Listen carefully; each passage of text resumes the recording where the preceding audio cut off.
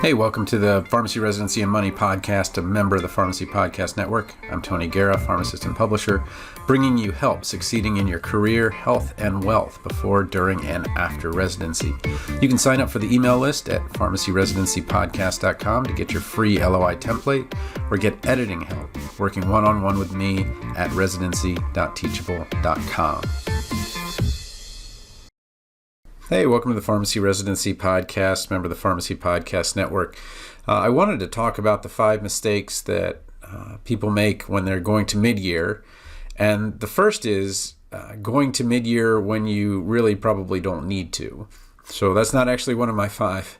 But the big thing is that a lot of people will feel like the FOMO of missing out and not getting to go to Anaheim and all of that. But you're perfectly able to get a residency without going to mid-year. That is possible.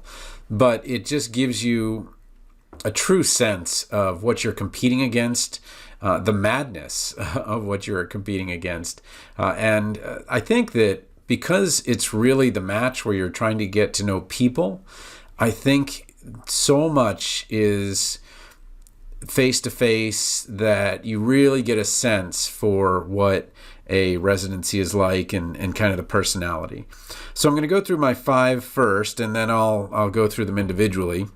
But the first mistake that I see is that students believe the ASHP Residency Showcase is the ASHP Future Resident Showcase. And what I mean by that is it's about these residency sites showcasing what they have.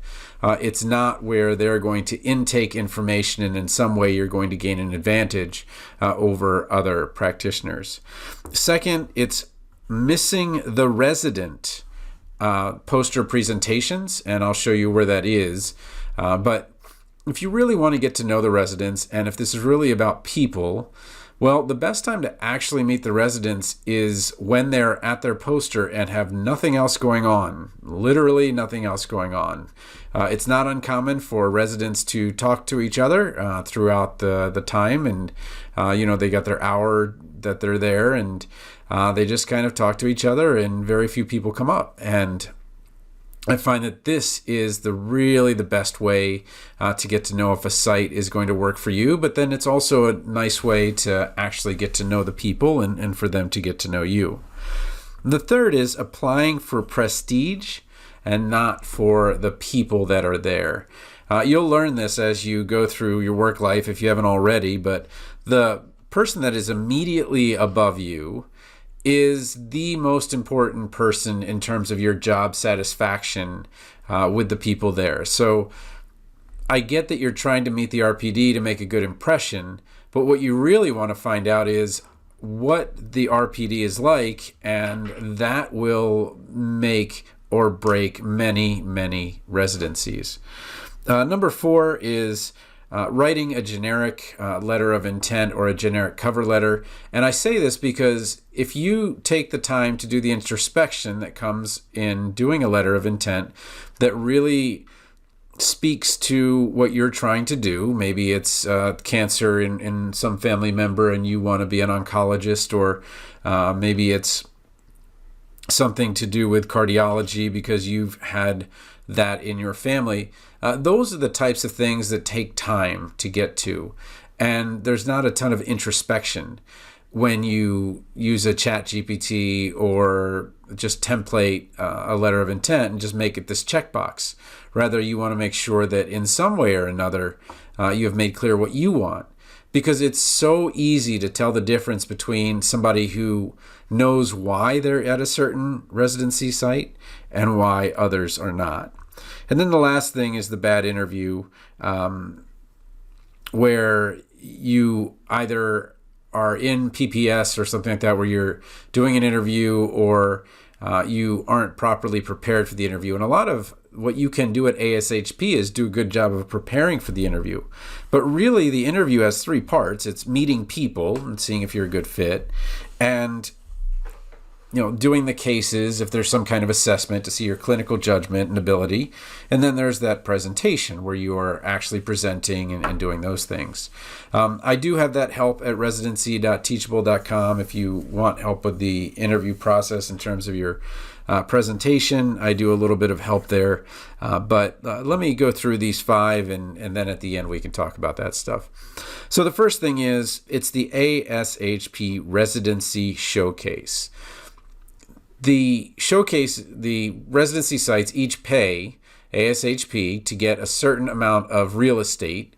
And I don't know, and to some extent, where you are and the size of the encampment, if you want to call it that, is indicative of how much, how many residents they have, how prestigious it is, and all of those things. And it's really hard to get away from the fact that there are going to be these massive residency sites with lots and lots of PGY2s, and that may or may not be for you. But what you want to get through is is this really giant thing someplace where people are happy? Is it someplace where people have to work 12 days and have 2 off? What is it feel like? And it's honestly going to be like just going to different countries as you go from New York to California to the Midwest to the Southeast. And it is really cool, but it is also really crowded. And it's amazing that, it's like this herd of people go in the beginning. And there was this movie where there was this like race across the desert with a bunch of horses, and there's this big start where all the horses are running, and it's miles and miles and miles of race, and then they all start walking, and you realize that that was just for show. What I find is that the most valuable thing that you can do if you go in the beginning is to go to those places that are not getting that kind of attention. You're going to see people 3, 4, 5 deep trying to get an answer, trying to give a CV and resume, and it's such a waste. Again, it's the resident showcase, or the residency showcase, not the future resident showcase. So what you should be doing in there is gathering information. You should be talking to people that are like, this person seems really nice. Let me actually get to know a little bit more about them. Wow, that's weird. Why isn't anybody at this booth? It seems like it's a great residency. What is it? Maybe it's a location that's not quite near a metropolitan area. Maybe it's not a teaching hospital. Maybe it's those kinds of things. And then you get to find out a little bit more and have a little bit better understanding of it. But the bigger thing is you start getting used to talking to people, and you get rid of that feeling of, oh my gosh, this is a resident, I want to make a good impression, and all of that. And you kind of calm down a bit and realize, okay, these are just students that are 1 year ahead of me that are in residency. Remember, you're trying out for the lowest position that is available in the clinical site. And it's just funny how, when you go in there, you're like, oh my gosh, this is a resident at the site that I want, and oh my gosh, how am I going to talk to them? And again, they're just students that did really well, and that really well aligned their goals to what the site was. The second and biggest mistake that I see is missing the resident poster presentation. And if you go to the schedule at a glance, and you see the student programming, and then the residency showcase, and that's the big thing. But if you look on Wednesday, and this is what I see so often, is that people will leave Wednesday to get back because they're only given X number of days to go. But I honestly think that if you had a choice, I would actually care more about Wednesday than I cared about any other day. Because that's the resident posters, and that's when the residents have time to talk to you, where you can find out about their research, you can find out more about the RPD, you can find out about their fellow residents, you can find out about the application process, because there is no 6, 7, 8 person line to talk to them about their research. And I think that day is the most valuable one, and the biggest mistake that students make is not worrying so much about making sure that a residency site checks off all the boxes instead of doing what is really important, which is getting to meet the people that are there. It's a culture, and they all have their own personalities, and I assure you that New York is different than California. But even within New York, there's some that they're like, these are the rotations that you're going to do. You can have an elective or two. Whereas you go to Vanderbilt, and it's like, here's one or two that you have to do, and the rest are basically electives. So exact opposite personality in terms of what you have to and don't have to do. And you learn so much from meeting the residents. The third issue is prestige and not people. And I think that the 80-20 rule in some way or another applies here, where 80% of the students will know about 20% of the residency sites. And so inevitably they'll apply to, the Mayo and UCSF and Cedars-Sinai and UNC and all those just really well-known hospitals and really well-known sites. But what you lose is that there's still people there, and it's going to be people that you're working with. And what you want to know is, how happy are they? If you're in a relationship, this is going to be a tough year. Is this a place where there are other people that are doing well and successful with their, relationships? Or is this a place where they're like, well, the relationship's just not going to last. It's just not going to make it. So number 3, applying for prestige and not people, or applying where you feel like you should go instead of being really open to it. And that's what the residency showcase can be, an opportunity to meet people that you otherwise wouldn't, at places you wouldn't think of. Number 4, when I talk about the letter of intent or the cover letter and being generic, what I'm saying is that the biggest mistake students make when applying to a residency is applying to the wrong site. So when you start applying, and if you're truly writing down your thoughts as you're applying to a single site one at a time, if you have any bit of intuition, it's going to just light up where you're like, oh, I'm writing this and it doesn't feel honest. It doesn't feel like I'm saying I want to go here. I've always wanted to go here. But to be honest, I'm really trying to fit them rather than going to this other place that actually fits perfectly. But maybe they're a site that is newer, or maybe they're a site that hasn't been accredited yet, or maybe they're a site that isn't in a large metropolitan area, or maybe they're not a teaching hospital, or whatever reason it is. And what I want you to do is apply to both. And this is why. What's going to happen is that the residency process, the match, for as much criticism as it gets, I think is one of the best opportunities to be with people that are really, really fit what you want to do. And the chances of you getting your first, second, or third choice if you interview or get an interview are extremely high. Like, it's almost 80 or 90% first 3 that you'll get that. On the residency side, it's much lower. Like, it's possible to have a 24th or 30th pick. But on the resident or the future resident application side, if you do your due diligence with a proper letter and really take the time to think through it, you can readily get something that fits perfectly and that you can be very happy with. And it makes residency doable hard, rather than just miserable hard, which it does not need to be.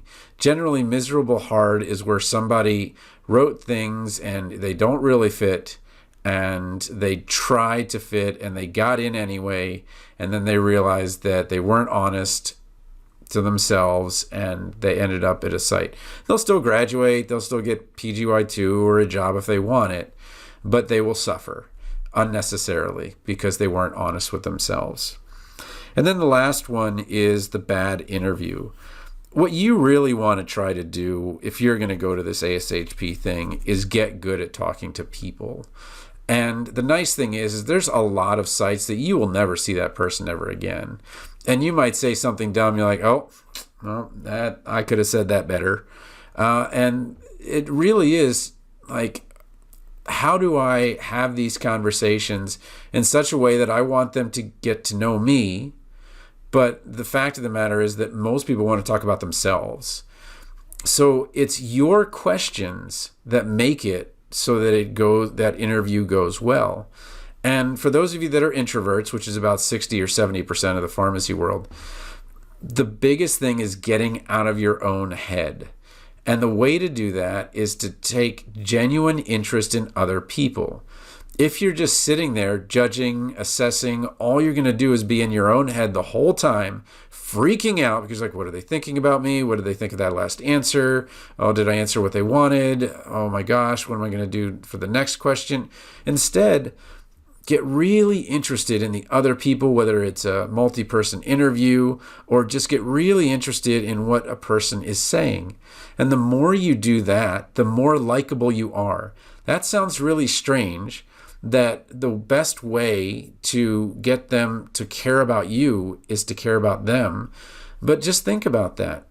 The old mantra about people don't care what you know until they know you care. Well, same thing's true with residency. No one cares what you can do as a resident. There's plenty of qualified people until they know that you care enough about their site to have done the research from their website, to have visited them at their poster, to have taken the time to get to know them, to have done all the things that a good friend and a good person would do. So it's not complicated.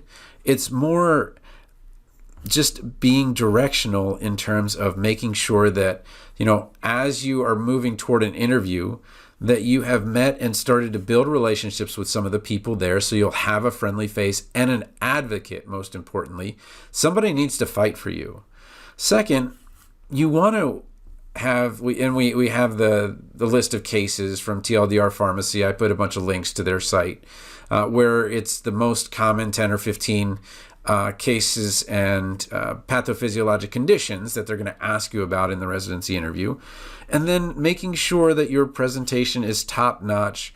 And what I do caution you with, because I've seen this over and over again, students think it's clever. They'll make a SOAP note like subjective, why should you pick me? Objective, why should you pick me? My grades and stuff. Assessment, you should pick me. And plan, I should do the residency there. It's clever, but it ultimately is trite and it fails because somebody else is going to do it too.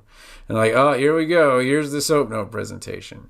So when you are thinking about your presentation and interview, think about someone who has to do 30 or 40 of these and think about what you would want for that. And so when I'm making a presentation to my students, I always give 50-50s. So it's like, well, do you think that the blood pressure would go up, or do you think it would go down? Would this be a good for vasodilation, or do you think that we would see reflex tachycardia? When you're looking at a choice here, would you think something like an angiotensin II receptor blocker, an ARB, or would you think of an ACE inhibitor? By giving 50-50s, what you're doing is making it a lot easier for them to participate. And then every once in a while, you can ask those open-ended questions. But really, if you want engagement, you've got to think of people that are busy. People are going to be on their phones. People are going to be coming in and out of your presentation. They're not going to have all eyes on you. And it really comes down to, can you be engaging? And that engagement comes from teaching and having that experience. And the nice thing is we have an appy here where students do get to get up in front of students. But the nice thing is that it's something they're competent in, whether it's pharmacology or chemistry. And because they're so competent in it, we can focus on their abilities in teaching rather than worrying so much about the clinical mastery and those types of things. Because the last thing you want to do is try to be an expert. And I remember talking to Brandon about this, how every once in a while they would bring him in. And so here you have a PGY, basically a BCOP, board certified oncology pharmacist, comes in and says, oh, this is the guy that says they're an oncology pharmacist to be. And you're just like, whoa, you've got this guy with tremendous clinical knowledge. And you just want to at least be competent at your level, that you're, a fourth year student, you've done maybe an APPE, and to be very humble and to ask a lot of questions. So those are my 5. Recognize the ASHP Residency Showcase is just that, the residency showcasing themselves. Learn what you can about them. Don't miss the resident poster presentation to learn more about the people. Apply for people, not prestige. Make sure you've written a cover letter or vomit draft of a letter of intent, just so you can honestly see the type of place that you would really feel good about and why, whether it was oncology or cardiology or pediatrics or whatever it is. And then start getting good at interviewing by getting good at having conversations with people you don't know and with people that you are really looking up to. You're looking up to these residents who got the site, that got the placement that you want, and it takes some time to talk to them and see what the way they talk and how to talk to different people. And if you make this more about becoming better at communications and not really worrying about making sure you get the right CV to the right person, I think you'll be in good shape. And the last kind of bonus thing I would say, this goes back to Ben Franklin, I think. I think it was Ben Franklin and John Adams were both trying to build the relationship between France and the U.S. And John Adams was failing miserably because he was trying to do this all during the day, during working hours. But Ben Franklin was in the salons and hanging out with the people, and they just loved him and thought he was really cool. If you can get invitations or find yourselves at the state gatherings, like I know Maryland is having one, and I'm not going to be in Anaheim, but Maryland's having one. And, those are the kinds of places where you can also get to talk to people, and they're much more relaxed, and it's a much better situation. So anyway, best of luck. Residency.teachable.com if you want my one-on-one help. TonyThePharmacist@gmail.com if you got questions that I can answer. But hey, you know what? Let this be a fun thing. You're going to Anaheim. I mean, it's just a fun place to be. And I think that if you focus on just building relationships, don't worry about the residency thing as much, you'll be in much better shape. This has been the Pharmacy Residency and Money Podcast, a member of the Pharmacy Podcast Network.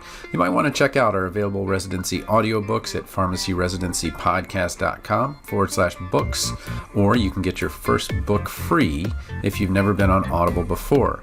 You can work one-on-one with me to get a better residency that will better suit your career, health, and wealth at residency.teachable.com. Feel free to send an invite to Tony PharmD on LinkedIn or email me at tonythepharmacist@gmail.com. Music was by Policy.